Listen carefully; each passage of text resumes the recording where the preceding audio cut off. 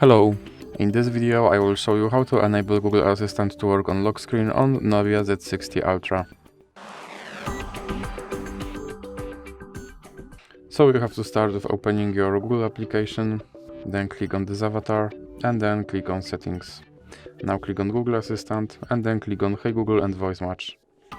Now click here to enable Hey Google and then click on More and click I agree, More and I agree. Next, more, I agree. And now click on voice model and then click on retrain voice model. Okay Google, what's the weather tomorrow? Okay Google, set a timer for 5 minutes. Hey Google, make a call. Hey Google, remind me to water my plants every Monday. Now click next, more and I agree. Then click back, and now click on lock screen and make sure that this first option stays on.